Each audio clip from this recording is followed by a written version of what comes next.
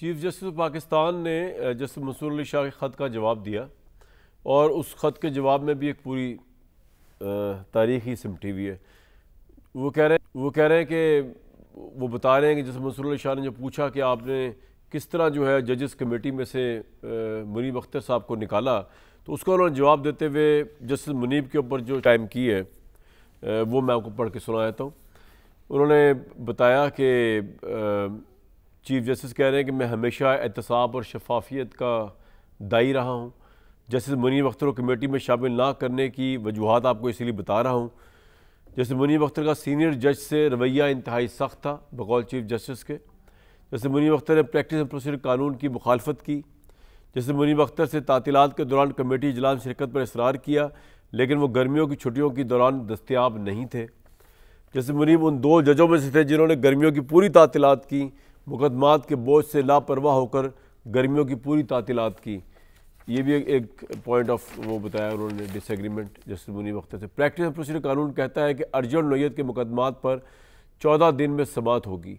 Justice Munib Akhtar ने दरख्वास्त गुजारों के आइनी और कानूनी हक़ के बरखिलाफ अर्जेंट आइनी मुकदमात सुनने से इनकार किया और छुट्टियों को फौकियत दी।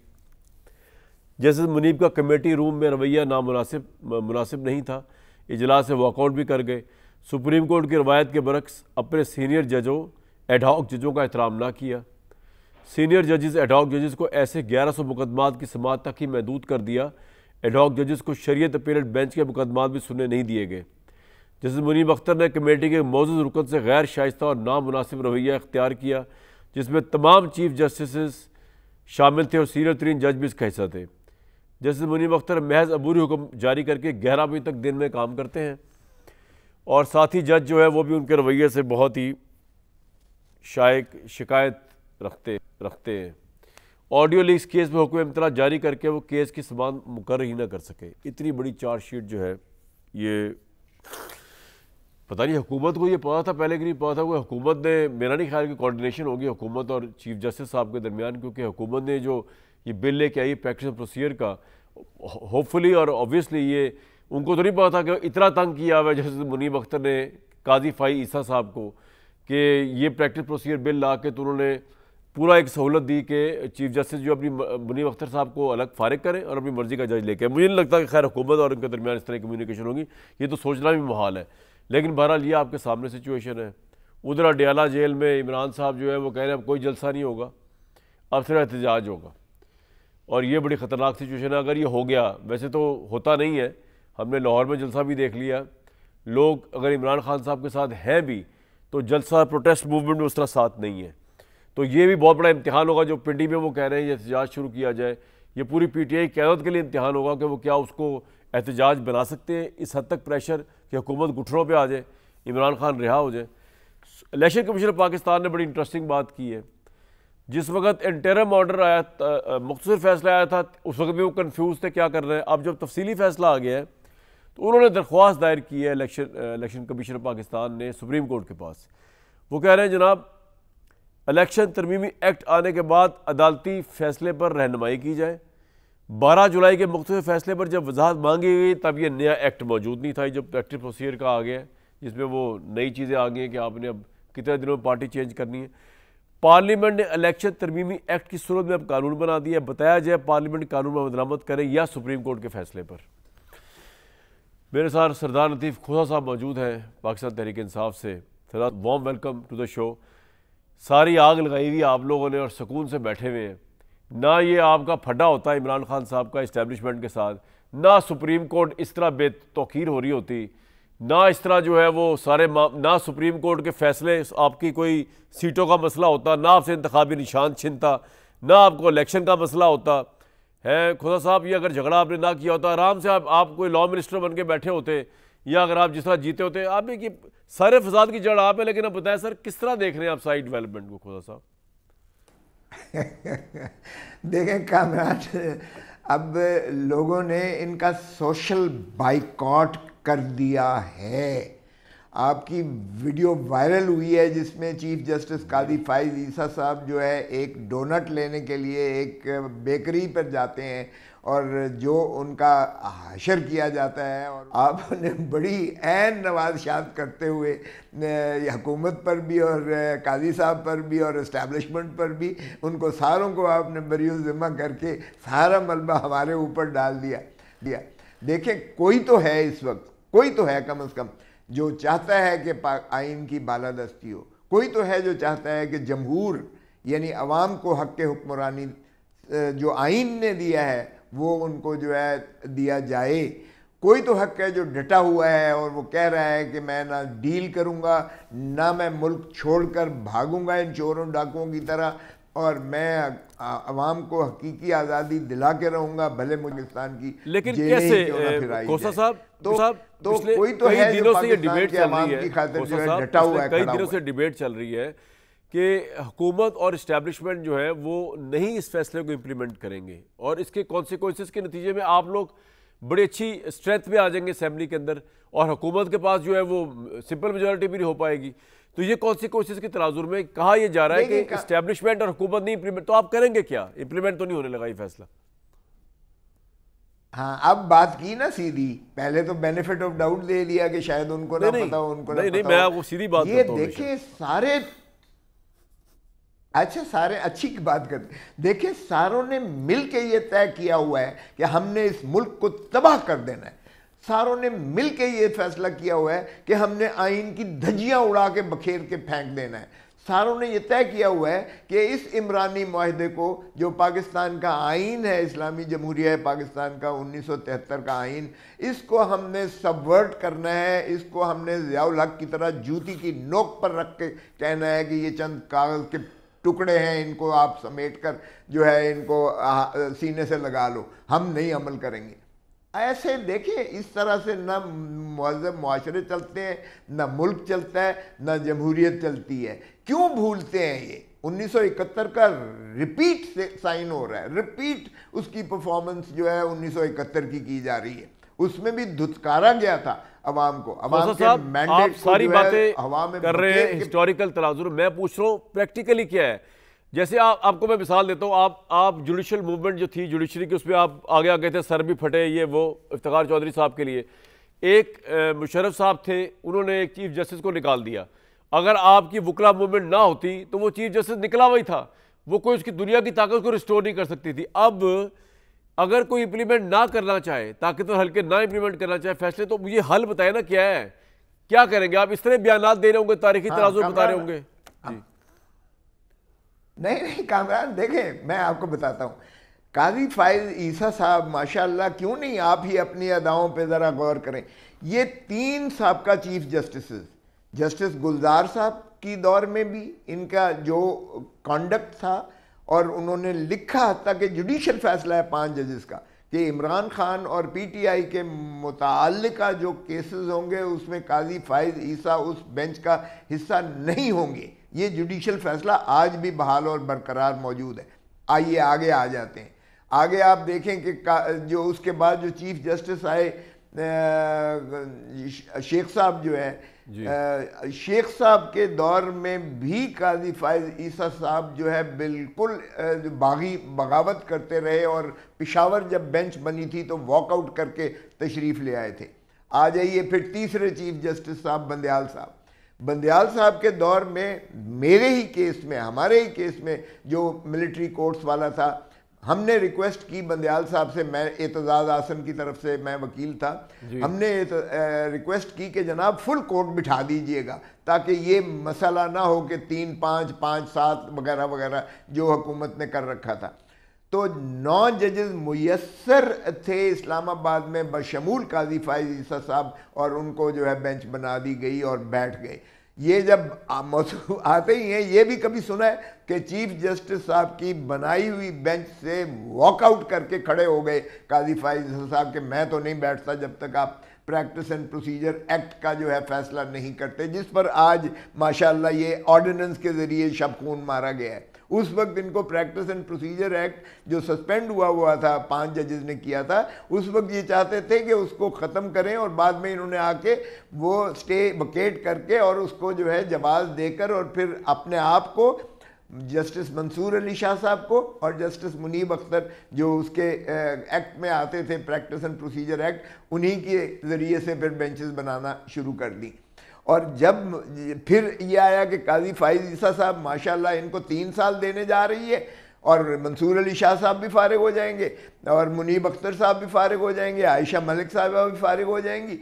तो फिर जजेस को नज़र आया कि काजी फाइज ईसा साहब करने क्या जा रहे हैं इस सुप्रीम कोर्ट के साथ, और उसमें फिर जो है ऑर्डिनेंस लेकर आए। अब आप कहते हैं कि आपस में इनकी वो साजिश नहीं है। अरे बाबा, एक ही दिन में बाय रोटेशन काबीना जो है प्रैक्टिस एंड प्रोसीजर एक्ट के अंदर ऑर्डिनेंस सी ला के तरमीम करती है। एक ही दिन में प्रेसिडेंट साहब मैंने तो नहीं कहा कि हुकूमत साजिशी नहीं हो भी दे देते हैं। मैंने ये नहीं कहा, मैंने बल्कि आपसे कहा कि बड़ी हैरानकुन बात है कि जो जवाब आज इलेक्शन कमीशन ने दिया है, आज चीफ जस्टिस ने लिखा है अगेंस्ट जस्टिस मुनीब, वो सारे का सारा हुकूमत को पहले शायद पता था, इसलिए उन्होंने प्रैक्टिस प्रोसीजर के अंदर ये चेंज मार दी। मैंने तो ये कहा है, लेकिन मेरा सवाल आपसे खोर साहब कुछ और है। मैं आपसे ये जानना चाह रहा हूँ कामरान जी कामरान, एक बात आज तक दुनिया की तारीख में ऐसी आपने देखी है कि चीफ जस्टिस जो है खत लिखे, एक जज के खिलाफ खत लिख रहा हो और उसको पब्लिश करवा रहा हो, और वो जज जो है जवाब गज़ल के तौर पर वो दे रहा हो। ये बच्चों की तरह, जिस तरह मोहल्ले के बच्चे लड़ते हैं ना या औरतें लड़ती हैं, ये उस तरह से अगर ये चीज, लेकिन वो जस्टिस मंसूर का भी तो खत ऑन एयर आ गया ना सर, इसलिए वो भी तो नहीं फिर आना चाहिए था ना सामने, जो उन्होंने बाइकआउट किया है प्रोसीजर कमेटी का, प्रैक्टिस प्रोसीजर जजेस कमेटी का। क्या करें, मुझे बताएं क्या करें। अब आप हमसे सवाल कर रहे हैं, मुझे बताएं कि अगर हम आइन की तबाही देख रहे हैं, मुल्क की बर्बादी देख रहे हैं, हम क्या करें? सर इलेक्शन कमीशन क्या करे? आप बताएं। इलेक्शन कमीशन कह रहा है जी हम तो फंस गए हैं, एक तरफ पार्लियामेंट का पास करदा एक्ट है, दूसरी तरफ सुप्रीम कोर्ट का फैसला है, वो कह रहे हम क्या करें? अरे बाबा, किस पार्लियामेंट की बात करते हो कामरान? शायद फॉर्म 47 वाली पार्लियामान, फॉर्म 47 की पार्लियामान। सारी दुनिया बच्चा बच्चा जानता है कि ये पार्लियामान जो है किस तरीके से जो है इसको मेजॉरिटी दिलाई गई। 17 सीटों वालों को 17 सीटों वालों को आपने जो है हुकूमत दे दी है, जो हारे हुए हैं अपने हल्के से। मैं तो खुद लाहौर से जीता हुआ हूँ, NA 122 जो प्राइम है, लाहौर का दिल है, उससे जीता हुआ हूँ। और मेरी जीत पर इसलिए कोई शक नहीं हो सकता है क्योंकि मेरे मुखालिफ जो है ख्वाजा साद रफीक ने ऑन एयर आकर जो है तस्लीम किया, शिकस्त को तस्लीम करते हुए कहा। बिल्कुल ठीक। और 7 वाले हलकों में मुझे पता है कि ये सारे हारे हुए हैं। प्राइम मिनिस्टर वहां से अपने हल्के से हारा हुआ है, नवाज शरीफ जो है डॉक्टर यास्मीन से हारा हुआ है, ख्वाजा आसिफ जो है डॉक्टर वो रेहाना सरदार से हारा हुआ है। ये सारे हारे हुए आपने मुसल्लत करके आप उसको, लेकिन सर है तो सही ना, अब वो पार्लियामेंट तो बनती है ना, क्या करें? भी तरमीम कर दे खोसा साहब, आप इलेक्शन कमीशन ही ने इस पार्लियामेंट को पार्लियामेंट बनाया, कौन मानता है? लेकिन वो आप देखें, आपका ये पॉइंट देखें, जरा इमरान को छोड़ दें। सर मेरी बात सुने, आपका पॉइंट ही आ गया, आप नहीं मानते पहले, आप कहते धांधली की पैदावार है, सब ठीक है। मेरा सवाल कुछ और था आपसे। मैं बसत एहतराम आपसे ये जानना चाह रहा हूँ कि इलेक्शन कमीशन जिस कन्फ्यूजन का शिकार है, क्या आपको लगता है कि ये वाकई कन्फ्यूजन है कि जब एक एक्ट ऑफ पार्लियामेंट पास हो गया हो, उस फैसले के मुख्तसर फैसला आने के बाद वो एक्ट ऑफ पार्लियामेंट आ चुका है और अब वो सुप्रीम कोर्ट में वो पूछ रहे हैं इलेक्शन कमीशन का, जनाब हमें बताएं, हमें गाइड करें, क्या करें? आपके ख्याल में ये कन्फ्यूजन जायज़ है या जायज़ नहीं इलेक्शन कमीशन? कामरान जी सर। कामरान, ये बदयांती पर, ये बदनीयती और बदयांती पर मबनी है। ये फिर जो आज दरख्वास्त इन्होंने लिखी है मेरे सामने मौजूद है, ये 21 सफ़ों की जो इन्होंने लिखी है इलेक्शन कमीशन ने, ये बदयांती पर मबनी है। और अगर सुप्रीम कोर्ट ने इस पर इनको तौहीन अदालत का इर्तिकाब न किया और सबवर्जन ऑफ कॉन्स्टिट्यूशन में आर्टिकल 6 में इन चीफ इलेक्शन कमिश्नर बमए मेंबरान को जो है इनको सबवर्जन ऑफ कॉन्स्टिट्यूशन में अंदर होना चाहिए और इनको आर्टिकल 209 में इनकी फौरन मुखलसी होनी चाहिए, इनको रिमूवल होनी चाहिए। ये फसाना जो है, फसाद की जड़ सारी इलेक्शन कमीशन की वजह से हुई है। अगर इलेक्शन कमीशन अपना फरीज़ा जो है आईनी और कानूनी तौर पर जो है आर्टिकल 218, 220 में शफाफ इलेक्शन करवा के नतीजा भी आवाम की तर्जमान करके करता तो आज ये कैफियत और ये नौबत ना होती। देखें, जो इलेक्शन कमीशन का वो पहला फैसला जो वजाहती था, वो भी सुप्रीम कोर्ट ने 8 जज साहिबान ने अपने फैसले का हिस्सा बनाकर उसको भी शाया कर दिया। और उसमें उन्होंने कहा कि अगर आपने अमलदारी में कोई तसाहल और तजब्जब किया जो आप कर रहे हैं, तो सर सुप्रीम कोर्ट मैक्सिमम क्या कर सकती है अब यहाँ पे? एक बात बताइए मुझे, यहाँ पे इलेक्शन कमीशन ऑफ पाकिस्तान जो है वो अब सुप्रीम कोर्ट से रहनुमाई मांग रहा है। सुप्रीम कोर्ट कह चुकी है, उस पर जारी भी कर चुकी है वजाहत के जी आप इसको इम्प्लीमेंट करें। तो अब ये जो उन्होंने दोबारा वजाहत मांगी है इलेक्शन कमीशन ने, ये मामला कहाँ जाएगा? उन 8 जजों के पास डायरेक्ट जाएगा जिनका मेजोरिटी फैसला है, या ये सुप्रीम कोर्ट के चीफ जस्टिस के पास जाएगा और वो इसके ऊपर फिर जजेस कमेटी के जरिए बेंच बनाएंगे कि ये कहाँ जाएगा? ये जो उन्होंने मांगी है रहनुमाई। काजी फायज ईसा देखें, अगर वो फैसले मानता तो वो किसी बेंच का हिस्सा ही ना होता। जो गुलजार साहब के चीफ जस्टिस की 5 रुकनी बेंच ने कहा है कि जिसमें इमरान खान या पीटीआई का नालिश होगी तो उसमें काजी फायज ईसा नहीं बैठेगा।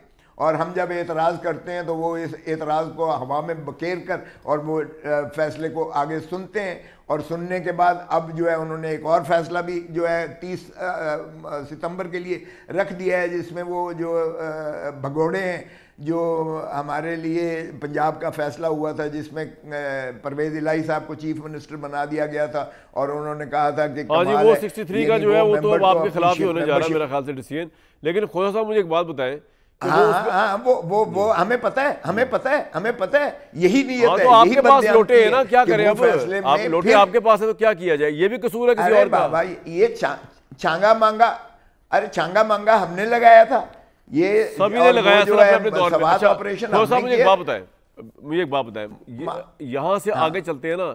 ये तो ये मामला हो गया। मैंने आपसे एक बुनियादी सवाल पूछा, आपको मैंने मिसाल भी दी। वकला की मूवमेंट चली थी जब परवेज़ मुशर्रफ साहब ने चीफ जस्टिस को बाहर निकाला उसको दोबारा रिवर्स करने के लिए और चीफ जस्टिस को बिठा दिया, और कोई तरीका तो नहीं था। इस वक्त अगर सुप्रीम कोर्ट का मेजॉरिटी बेंच जो है उसका फैसला कोई इंप्लीमेंट ना करे, कोई इदारा ना करे, कोई हुकूमती मशीनरी ना करे, तो क्या तरीका है उसको इंप्लीमेंट करने का आपके नज़दीक? या जिस तरह इलेक्शन का इंप्लीमेंट नहीं हुआ था और बात आगे चली गई थी, ये भी आगे चली जाएगी? नहीं, देखें इस वक्त जो है आप ज़रा शऊरी तौर पर आप ज़रा, आई डोंट नो व्हाई, हम पल्स क्यों नहीं, हम नब्ज़ क्यों नहीं देख रहे अवाम की? अरे बाबा, बांग्लादेश के ऑपरेशन से डरो, उस दिन से डरो जिस दिन तुम्हें पनाह नहीं मिलेगी। लोग जब आएंगे निकलेंगे अपने हकूक़ के लिए तो फिर आप खशो खासाक की तरह बह जाओगे, जिस तरह उनको बांग्लादेश की हसीना वाजिद जो जबिल्लत के साथ कई दिहाइयों तक वो जो है अपना हुक्मरानी करती रही, आयरन फिस्ट के साथ करती रही, लोगों के गले दबाती रही, सब कुछ करती रही। अब उसे पनाह कोई मुल्क नहीं दे रहा है, तो ये नौबत आई ही आएगी पाकिस्तान में। आप देख लें कि जितना ज़्यादा ये सप्रेशन करते हैं उतनी ही लोगों के दिलों में नफरत नहीं आई ना। आप लोगों ने भी जलसे किए, कुछ किए, लेकिन अब इमरान खान ने जो पॉलिसी दी है, इमरान खान साहब ने, मैं ज़रा आपसे ये भी जान लेता हूँ। चले आप अगर ढाका वाले हालात तक आ गए, वो तो पाकिस्तान में इस वक्त नहीं है उस तरह स्टूडेंट्स के या आम लोगों के, लेकिन अब इमरान खान साहब कह रहे हैं कि जी मैं हफ्ते के रोज़ सबको रावलपिंडी में एहतजाज की कॉल देता हूँ, हम जलसे की इजाज़त नहीं ले, एहतजाज का ऐलान कर रहे हैं। मसला ये है कि लाहौर में भी आपको जलसा जिस तरह वो लोकेशन दी, तरह उसमें हिंड्रेंस खड़ी की गई, जिस तरह आपको एग्रीमेंट का पाबंद किया गया, वो कामयाब नहीं हुआ उस कॉन्टेक्स्ट में। अगर आपको फुल फ्लैश आज़ादी दी जाती तो शायद मामला डिफरेंट होता। अब यहाँ पर तो इमरान खान खुद मान रहे हैं, जलसा भी नहीं कर रहे। एहतजाज कौन लीड करेगा पिंडी में? आधी क़यादत जेल में कैद है, आधी जेल के में जाने के खौफ से बाहर नहीं है। कौन करेगा एहतजाज? ये भी मिसफायर हो जाएगा। ये कौन से लोग निकलेंगे यहाँ पे? ये जो कह रहे हैं 8 सितंबर कामरान किसने कहा है कि इस्लामाबाद का या लाहौर का जलसा जो है वो अपने अहदाफ हासिल नहीं कर सका है, या पिंडी का नहीं करेगा, या लाहौर का दोबारा मीनार पाकिस्तान जो हमने कहा है नहीं होगा? आप देखें तो सही ज़रा, लोगों के 5 मील, मैं तो लाहौर में भी मौजूद था, 5 मील तक यकीन करें कि गाड़ियाँ ही गाड़ियाँ थी और बंदे इंसान ही इंसान थे। और ऐसी जगह पर इन्होंने दिया 25 किलोमीटर दूर बाहर लाहौर से, जहाँ वो बिल्कुल ही तबाहाल किस्म की जो है मामलात थे वहाँ। लेकिन लोग आए और इस तरह से आए कि जोक दर जोक आपकी सोच है।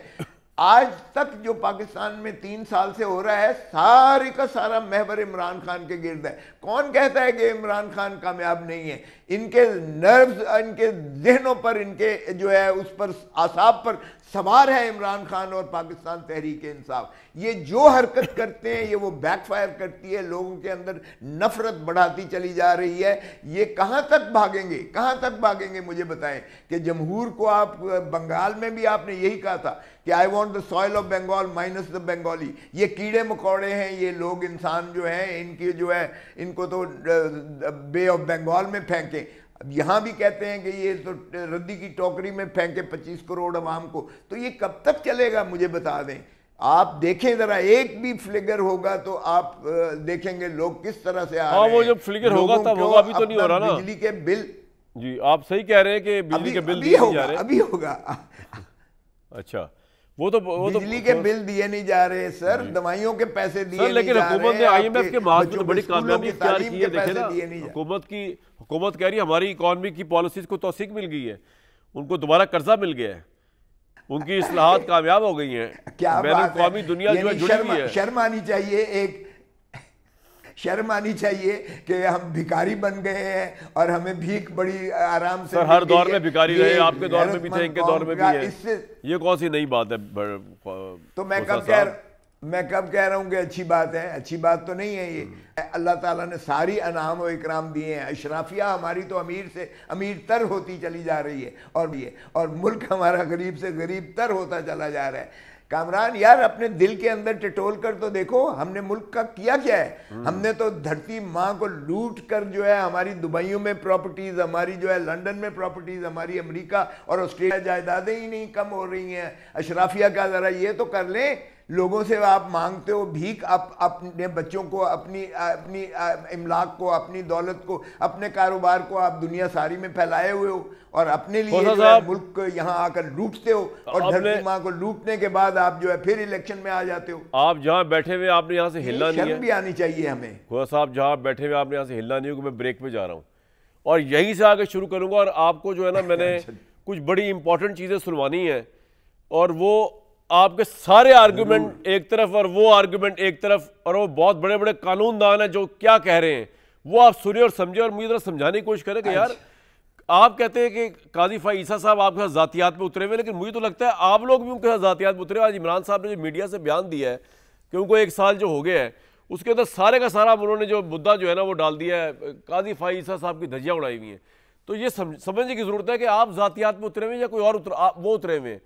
ये तमाम चीज़ों पर बात करेंगे। इस मामलात किस तरफ जा रहे हैं, मेरे भाई खोसा साहब हमारे सीनियर हैं, बिग ब्रदर हैं, इनसे जानने की कोशिश करेंगे। एक मुख्तसर खोसा साहब, वक्फे के बाद आपकी आवाज़ भी सुनाई देगी और आपका चेहरा भी और आपकी ड्रेसिंग भी दिखाएंगे दोबारा लोगों को। इस वक्त जो एक और बहुत बड़ी कंट्रोवर्सी पाकिस्तान में बनी हुई है वफाकी आईनी अदालत है, और उस कॉन्टेक्स्ट के अंदर आज सलमान अकरम राजा और कामरान मुर्तज़ा जो है JUIF के, उनके दरमियान जो है वो अब एक इकट्ठे आईनी मुसवदा या अलग अलग आईनी मुसवदा, और उसको शायद इकट्ठे शेयर किया जाएगा, बात हो रही है। तो खोसा साहब से ये भी पूछ रहे, खोसा साहब वक्ती तौर पे तो आपके साथ क्योंकि मौलाना मिल गए तो वो रुक गई आईनी तरमीम, जिसमें वो एक वफाकी आईनी अदालत लाई जा रही है, जिसमें PTI कंसर्न ये है कि शायद मिलिट्री मुकदमा भी इमरान खान साहब का अपील के लिए वहाँ जाया जाएगा, पता नहीं PTI पे बैन के लिए वहाँ जाया जाएगा। ये आप लोगों का एप्रीहेंशन है, मुझे इस बारे में कोई प्रीवी नॉलेज नहीं है, लेकिन क्या कोई इकट्ठे जॉइंट मुसवदे पे काम हो रहा है? और वफाकी आईनी अदालत के ऊपर क्योंकि मौलाना ने तो कहा कि इन प्रिंसिपल वो इस पर बिलीव करते हैं, आप बिलीव नहीं करते उसके ऊपर, तो आप दोनों के कॉमन ग्राउंड्स क्या हैं आपके और मौलाना के वफाकी आईनी अदालत वाली तरमीम वाले मामले पे? देखिए, मौलाना भी समझते हैं ये जो है पार्लियामान में जो घुस बैठिए हैं ये अवाम के तर्जमान नहीं है, ना ही अवाम के वोटों से जीत कर आए हैं वो, बल्कि वो तो फौरी चाहते हैं कि दोबारा इलेक्शन हो, क्योंकि वो इस पार्लियामान को नहीं मानते। हम भी कहते हैं कि ये जो है 100 फॉर्म 47 की जो पैदावार करके हमारे वोट जो है 17 वालों को या कोलिशन वालों को जो है बांट दिए, बंदर बांट की है, वो जाली है। इस वक्त इस पार्लियामान को कोई अख्तियार नहीं है कि वो कानून साजी या आइन साजी करे। पहले हमारे आईनी अदालत पे आप दोनों का मौक़िफ़ क्या है, आपका और मौलाना का? खोसा साहब वो तो मानते हैं इन प्रिंसिपल, आप कहते हैं नहीं। देखें, आईनी मौक़िफ़, देखें आईनी वाली बात ये है कि ये क्या गैर आईनी है? जो अदालती जो इस वक्त निज़ाम है आपका, ये गैर आईनी है? अरे बाबा, इनको सारे आईनी अख्तियारात ही तो हैं। आर्टिकल 199 में हाई कोर्ट को है और आर्टिकल 184 नहीं, मैं ये कह रहा हूँ आपको, आप तो मौलाना के साथ किस ग्राउंड पे बैठे हुए हैं? वो तो कह रहे हैं फाकी आईनी अदालत में, मैं बिलीव करता हूं मैं। देखें, मौलाना भी समझते हैं कि जो है अवाम की तर्जमान नहीं है ये पार्लियामान। हम भी समझते हैं ये अवाम की पार्लियामान जो है तर्जमान नहीं है, इसलिए इनको हक नहीं है। हमारा कॉमन ग्राउंड है मौलाना के साथ। और मैं समझता हूँ मौलाना साहब ने अपना माशाअल्लाह लोगों के अंदर, अपने दोनों सूबों के अंदर, खैबर पख्तूनख्वा के अंदर भी और बलूचिस्तान के अंदर भी अपनी हरदिल अजीज़ी को बढ़ाया है। यकीनन उन्होंने अपना जो है कदकाठ बढ़ाया है इस मामले में। ये लोग तो बाहर नहीं जा सकते कामरान। मैं तुझ में आपको मैं दावे से कहता हूँ, ये बगैर डालों के, बगैर पुलिस एस्कॉर्ट के, ये किसी बाजार में अपने हल्के में जाकर दिखा दें। ये जो अवाम ने इनका बाइकआउट किया हुआ है, आपको मुस्लिम लीग नून के एक खुद मीटिंग में से बुलाया कि लोगों ने हमें अपने सोशल गैदरिंग्स में बुलाना बंद कर दिया है। इनकी तो गमो गुस्सा और गैज़ो गज़ब और नफरत जो इनके साथ, ये मैं तुम्हें यार कामरान ये लिख लो कि ये पाकिस्तान मुस्लिम लीग नून का भी आखिरी इलेक्शन था जो लड़े हैं, और पीपल्स पार्टी ने भी अपने आप को जो है इनके पीछे लगकर अपने आप को खत्म कर दिया। वैसे तो इनका वोट बैंक जो है ये आप जिस चीज की बात कर रहे हो उससे नवाज शरीफ साहब एग्री नहीं करते। कल मरियम नवाज साहब फरमा रही थी कि एक सफीर ने उनसे मुलाकात, यार जरा इंतशार को वो कह रहे हैं ये तो रूटीन मैटर है पाकिस्तान में, जिस इंतशार की आप बात करें। खो साहब सुनवाएं जरा, फिर उसके बाद खो साहब से जवाब लेते हैं इस पे। मुझे नहीं पता मैं यहाँ कितने साल हूँ, सियासी जो अपहीवल है पाकिस्तान में वो चलता रहता है। आज सुबह कोई एम्बेसडर आए हुए थे नवाज शरीफ साहब के पास, मैं भी उनके साथ बैठी थी, तो उन्होंने कहा कि ये जो सियासी इंतशार है पाकिस्तान के अंदर, इसके बारे में आप कैसे देखते हैं? तो नवाज शरीफ साहब ने कहा कि हम इसी इंतशार में बड़े हुए हैं, यही इंतशार में हमने पोलिटिकली ग्रो किया है, और आज भी हमारे लिए कोई नई बात नहीं है, पाकिस्तान में ये सदा से होता है। भाई ये इंतशार कोई बड़ी बात नहीं है और ये रूटीन मैटर। और नवाज शरीफ साहब तो मैं छुट्टियों पे, इलाज के लिए छुट्टियों पे लंदन भी जा रहे हैं, तो आप बिला वजह इतने हाइपर हुए हैं क्योंकि आपकी क़यादत बंद है अंदर। अदरवाइज तो everything is going fine sir. Prime minister जो है आपके वो गए हुए 27 सितंबर को खिताब करेंगे यूएन से, IMF से आपको मिल गया जो मिलना था, आपको पैकेज इतना बड़ा मिल गया है, $7 अरब का नया कर्जा। तो बिजनेस एज यूजुअल चल रहा है, सिवाय आपकी लीडरशिप बंद है। इमरान साहब बंद है जेल में। कामरान यार, किस दुनिया में रहते हो भाई? इधर बाहर निकलो ना, अपने खोल से बाहर निकलो। आप तो खैर मैं जाता हूँ जी, लोगों से मिलता हूँ। न्यूट्रल होकर बात कर रहे हैं इसलिए बिल्कुल मिलते हैं, बिल्कुल मिलते हैं, तो आपको लोगों की नब्ज का भी पता है। देखें, जहाँ तक सुप्रीमो का ताल्लुक है, मोहतरम इमरान खान, मोहतरम नवाज शरीफ साहब का ताल्लुक है, वो ज़ियाउल हक के कूक से जन्म लिया है और वो जनरल जिलानी की काबीना में वो 1984 से वजीर आए। 1984 उनका जो है कैरियर, आप यहाँ तक देख लें कि वो हमेशा एस्टैब्लिशमेंट के कंधों पर जब भी आए हैं तो वो उसी पर सवार होकर आए हैं। तो वो ठीक कह रहे हैं कि हम इसी जो है तरीके से हम इक़्तिदार में आते रहे हैं। वो इंतशार की बात कर रहे हैं, आप उसको एस्टैब्लिशमेंट की तरफ ले गए। वो इंतशार की बात कर रहे हैं सर ना, तो और क्या बात सुनो। और 84 में किसने बनाया था उन्हें वजीर? नहीं वो ठीक है, वजीर आला किसने बनाया? उसके बाद IJI सुन लो ना यार, जरा हौसला रखो। नहीं मुझे कोई प्रॉब्लम नहीं यार, आप बोले मुझे नून लीग से क्या प्रॉब्लम है?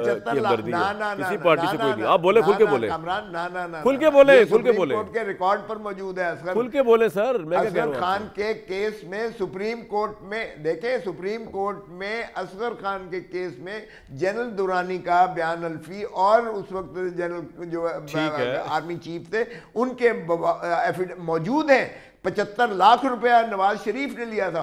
वो उस वक्त 75 लाख की बड़ी वैल्यू होती थी, और उसमें जितने जितने पर्दा नशीनों के नाम आते हैं एक पार्टी को रोकने के लिए किया, और कहा गया कि ये रियासती स्टेट पॉलिसी थी। अरे बाबा, अगर स्टेट पॉलिसी यही है कि आपने इस तरीके से इस तरीके से बनानी है पॉलिटिकल पार्टीज, और इस तरह से पॉलिटिकल पार्टीज को गिराना है, और इस तरह से जो है आपने हुकूमत को जो है मफलूज करके और उस पर करना है। अब देखें लेटेस्ट क्या हो रहा है। अब अदलिया अगर आज़ाद हो चली थी तो अदलिया को अब मुनहदिम करने के लिए ये 24वीं तरमीम की बात हो रही है, आईनी तरमीम तो की। सर मेरी बात और क्या है, अभी अदलिया को भी ये वाला फैसला आ जाना है, आपकी पार्टी में से कुछ लोगों ने लोटा हो जाना है, उसके बाद उन्होंने उनके साथ मिल जाना है, प्रॉब्लम ये है कि वो तरमीम भी पास हो जानी है। इमरान खान ने जेल में रहना 1 साल उनको हो गया है, आप लोग एहतजाज की तहरीक के वो नहीं ला सके, उस लेवल पे ले जा सके कि अपने लीडर को छुड़वा सके या प्रेशर डाल सके मौजूदा सिस्टम पे। ये भी तो रियलाइज करना खोजा साहब,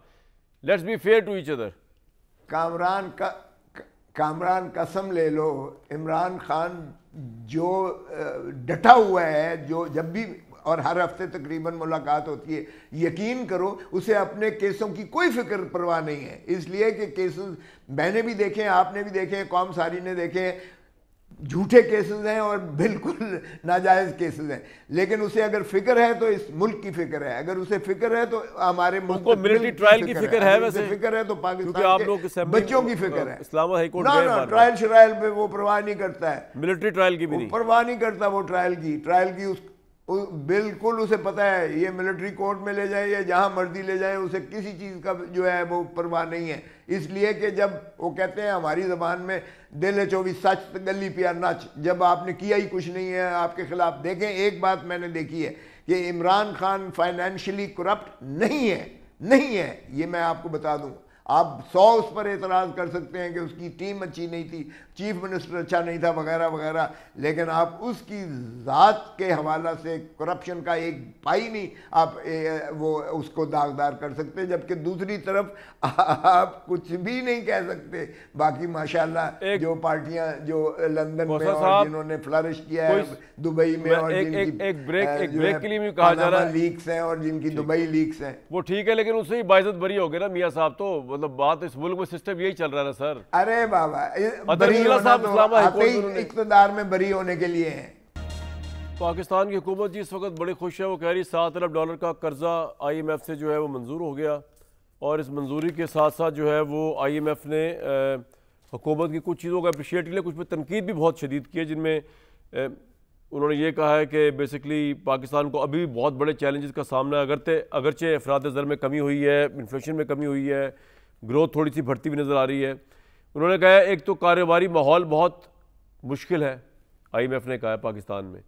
दूसरा, कमज़ोर हुक्मरानी है, यहाँ पे डेमोक्रेसी कमज़ोर है, हुक्मरानी कमज़ोर है, और टैक्स बेस जो है उससे भी वो मुतासर नहीं है। हमारे साथ खाका नजीब साहब मौजूद। खाका साहब, ये जो इस पर हम खुश हों या इस पर क्या करें? क्योंकि जब भी IMF आता है तो आम आदमी के अब तो बड़े बड़े पेशावर सैलरी वाले तबके जो है जिस तरह की टैक्स की जद के अंदर आए हैं, वहाँ से लेकर आम बंदे तक बिजली, पेट्रोल, उस पर लेवी, उस पर टैक्सेस, सब्सिडीज़ का विड्रॉल, ये तमाम चीज़ें IMF के साथ आती हैं। तो अब ये $7 अरब की जो आई है, इस पर खुश हो या क्या करें? कामरान साहब, दानिशमंदी यही थी कि हम IMF से इंगेज रहे थे, वरना $26 अरब जो इस साल हमने ग्रॉस फाइनेंसिंग नीड्स में चाहिए थे, $12.7 अरब फ्रेंडली कंट्रीज़ ने आपको मौखर कर दिए, वरना पेमेंट करने की गुंजाइश ना होती। $4 अरब कमर्शियल थे, वो भी रीप्रोफाइल हो गए, गुंजाइश ना होती पेमेंट की। $2 अरब ADB ने अनाउंस किया। सो इस तरह बाकी पेमेंट्स भी मीट हो गई। इसने आपको एक स्टेबिलिटी सी दे दी है, जिसका क्या मतलब है? जिसका मतलब ये है कि अफरात ज़र में कमी दिखाई दे रही है, जो करंट अकाउंट यानी कि बैरूनी खसारा है वो कुछ संभल गया है, और आपकी जो इस वक्त डॉलर रिजर्व्स हैं वो 2 माह की इंपोर्ट्स कवर पे आ गए हैं। सो डिफ़ॉल्ट के बादल ख़त्म हो गए हैं। बट ये एक शॉर्ट टर्म इंजेक्शन है, ये एक टाइम बाइंग है, ये एक ब्रीदिंग स्पेस है। इसको इसी तरह समझिए। अगर हमारी बात नहीं माननी तो मान लीजिए कि IMF ने बड़ा कैटेगोरिकली ये कहा है कि वल्नरेबिलिटीज़ आर हाई, स्ट्रक्चरल यानी बुनियादी ढांचे के मसाइल हैं एनर्जी सेक्टर में, इन्वेस्टमेंट सेक्टर में, जो हम टैक्सेस की फेयरनेस है वहाँ पर पाकिस्तान पियर्स से यानी कि अपने तरह के जो ममालिक हैं उनसे बहुत पीछे है इकोनॉमिक गवर्नेंस में, और इस सारे को ठीक कीजिए इन 3 सालों में। वो ये नहीं कह रहा कि ये आप आज, लेकिन ये जो इन्होंने कहा है कि पाकिस्तान में जो है जमहूरियत का जो परसेप्शन है वो बड़ा वीक है, या हुकूमत जो है वो बड़ी वीक, इसको किस तरह ठीक करेंगे? उन्होंने वीक गवर्नेंस का जिक्र किया है। इससे मतलब ये है कि आप देखिए ना, आपकी economic governance, energy sector governance, ये दोनों बहुत कमज़ोर हैं, इसलिए कि जो इकोनॉमिक इंस्टीट्यूशंस हैं वो क्या हैं? आपके रेगुलेटरी अदारे, डिविजन्स, डिपार्टमेंट्स, SECP, ये सारों का वो मजमूई तौर पे ये वीक हैं। इनका जो ओवरले है वो क्या है, वो एक अच्छा डेमोक्रेटिक निज़ाम है। सो कहने का मतलब यह है कि ये तीनों की जो कमज़ोरी है उसको वो पॉइंट आउट कर रहे हैं। अब पाकिस्तान को शॉर्ट रन में प्रोफेशनल टीम बिल्ड करनी चाहिए। पहले मैं हमेशा आपको कहता था IMF में जाएंगे स्टेबिलिटी आएगी। आज मैं आपको फिर कह रहा हूँ कि IMF का 37 माह का प्रोग्राम आसान नहीं होगा कंप्लीट करना। 6 माह के बाद जब रिव्यू होगा, 30 सितंबर को जो FBR के नंबर आएंगे, आपको ये सारी चीज़ें, targets, indicative targets, criterias, benchmarks, कितना करना है उन्होंने? IMF के पॉइंट ऑफ व्यू से इस वक्त ये लग रहा है कि अगस्त का शॉर्टफॉल 98 बिलियन का है और सितंबर में भी लग रहा है कि शायद ये शॉर्टफॉल बढ़ जाएगा। अगर ये बढ़ता है तो don't go for new taxes. Professional advice ये है कि अपने अखराजात जारी भी और डेवलपमेंट के भी उनको काटिए, प्रोविंसेस से मदद लीजिए और नए टैक्सेस का इजरा करने से गुरेज कीजिए। पाकिस्तान को 37 माह का प्रोग्राम चैलेंजिंग होगा और साथ साथ जो बाकी काम करने हैं वो उससे ज्यादा चैलेंजिंग। अवाम की बात कर रहे हैं कि अब ये एक तो फ्लो चल रहा है ना जो फिक्स हुआ था पहले से IMF के साथ शराइत के अंदर। हमने कहा हुआ था जनाब लेवी भी बढ़ेगी, सब्सिडीज भी विड्रॉ होंगी, बिजली का भी ये होगा, बिजली के बिल भी इतने आएंगे। अब ये उससे बढ़ जाएगा या उसकी कंटिन्यूटी होगी? जितना है उतना ही रहेगा IMF की शराइत की बुनियाद पे जो महंगाई है। अगर आप दुरुस्त कह रहे हैं, सो देखें ना, अगर देखें, एक तो यह है कि महंगाई का जो बड़ा बाउट है, द गुड न्यूज़ इज़ कि वो 23 में 29% था, 2024 में 24% था, इस साल शायद 12% के करीब आ जाएगा। और अगर कामरान भाई की जो पे है दुनिया न्यूज़ 15% बढ़ाता है तो उनकी कुव्वत ख़रीद इस साल बेहतर हो जाएगी। सो यू नो ये थोड़ा सा आपको रूम तो मिल जाएगा। So that is the good news for the people. बिजली की भी कीमत का जो बड़ा रेला है वो निकल गया है। अगर IPP से कोई बात हो जाती है तो हो सकता है 2-1 रुपए कमी भी दिखाई दे। सो यहाँ तो ठीक हैं चीज़ें, बट जो 13 ट्रिलियन का टारगेट है टैक्स का, फॉर एग्जांपल, आप जब उसमें 40% बढ़ाना है पिछले साल से, वो चैलेंजिंग होगा। नए टैक्सेस का इजरा शायद करना पड़ेगा आपको। इसी तरह जब आप प्राइवेटाइजेशन में जाएंगे, आम बंदे के पॉइंट ऑफ व्यू से बिजली के बिल अब बढ़ेंगे या जो महंगाई बिजली के बिल की आ चुकी है इससे मैक्सिमम नहीं होगी कि इस कर्जे के बाद कि मजीद बढ़ेंगे? नंबर 1 पेट्रोल का भी बता दीजिए। I think we have hit the peak. I think we have hit the peak. Yes, और दूसरी बात यह कि पेट्रोल की कीमत में 24-25 रुपए जो कमी आई है उसकी क्या वजह है? मैक्रो स्टेबिलिटी आई, रुपया 315 की बजाय जब 278 पे ट्रेड हुआ तो आपको रूम क्रिएट हुआ कि आप कट कर सकते हैं, इंटरनेशनल कीमतें भी कम। सर क्विकली एक बात बताइए कि दुनिया के हर बंदा जो है इस बारे में, इवन आपके जो वजीर मुमलिकत खजाना को बता रहे थे कि पाकिस्तान में इन्वेस्टर इसलिए भी नहीं आता कि आप यहाँ से अपना प्रॉफिट जो है डॉलर की सूरत में मुल्क से बाहर ले जा ही नहीं सकते। मतलब ये दुनिया में कहाँ होता है इस तरह ये बिजनेस एक्टिविटी? आप सजेस्ट नहीं करेंगे गवर्नमेंट को कि जो बंदा यहाँ जायज़ पैसा कमा रहा है या जिसके पास डॉलर्स है या फॉरेन करेंसी है वो क्यों नहीं बाहर ले जा सकता? ये तो बड़ी इनसिक्योरिटी है ना। फिर ये बात आपने बिल्कुल दुरुस्त रखी। सो जो IMF ये कह रहा है अपनी प्रेस में कि हमारा जो इन्वेस्टमेंट क्लाइमेट है वो कमज़ोर है, उसका मतलब ही ये है कि हम पैसे बाहर ले जाना, रेगुलेशंस, ये सारी चीज़ें मिला जुला के इन्वेस्टर कॉन्फिडेंस को ख़राब करती हैं। बट अगर मेरे पास ज़खायर 4 अरब डॉलर के हों और मुझे कोई कहे कि मैंने 500 मिलियन डॉलर ले जाना है तो शायद मैं इजाज़त देने से मतलब मुश्किल होगा मुझे। सो अब रिजर्व्स का बिल्डअप 12 अरब डॉलर पे, ये सब चीज़ें अगले एक साल में हो जाएंगी, रिलेटिव स्टेबिलिटी रहेगी। कम्पीट कर रहे हैं और ओपन मार्केट है, ओपन बैंकिंग, आप देखें ना इंग्लैंड वगैरह में क्या शानदार लॉज है। आप फ्लोट किस तरह करते हैं पैसा, वो आपसे पूछते नहीं। हाँ, उनको अगर शक हो जाए तो वो 1 पाउंड में भी अगर शक हो जाए तो मनी लॉन्ड्रिंग के ऊपर वो आपको वो अंदर कर सकते हैं अगर वो साबित हो जाए या शक हो जाए उन्हें। लेकिन अगर शक ना हो तो वहाँ पे कोई पूछता ही नहीं है कहाँ से पैसा आ रहा है। दुनिया में इस तरह कैपिटलिस्ट मार्केट्स या ओपन मार्केट्स ऑपरेट करती है। तो आपने कभी सजेस्ट नहीं किया गवर्नमेंट को कि आधा तीतर आधा बटेर, ना बैंगन है ना आलू, समझ नहीं आती कि ये किस उस पर चल रहे हैं? आप सजेस्ट नहीं करते इनको? हमारा तो बैंकिंग सिस्टम भी अपडेट नहीं है। कामरान भाई, आपने आपने बहुत कलीदी गुफ्तगू सामने रखी है। पाकिस्तान को अब इस तरफ जाना है, ये मतलब IMF तो हो गया, पैसे आ गए, अब बात क्या है? पैदावारी सलाहियत बढ़ानी है, एनर्जी सेक्टर की एफिशिएंसी लानी है, कंपटीशन क्रिएट करना है। असल बात तो यहाँ आके रुकी ना। और फ्री मनी फ्लोज, पाकिस्तान को एक ऐसा निज़ाम खाकान भाई, मैं आपसे बात होती रहेगी, आप जाते थे एक बात बताऊं, मैंने कुछ बड़ी थोड़ी सी अमाउंट जो थी, कोई 3-4-5 हज़ार पाउंड होंगे, जो एक बिजनेस एक्टिविटी, जायज़ बिजनेस एक्टिविटी में मुल्क से बाहर भेजने थे, तो बैंक ने मैंने कहा कि स्टेट बैंक ऑफ पाकिस्तान से परमिशन लें।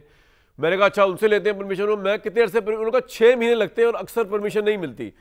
तो जिन लोगों का काम ही बिजनेस एक्टिविटी है, वो किस तरह जो है उसको। बहरहाल आज का ये शो था, ये नेक्स्ट वीक तक के लिए इजाज़त।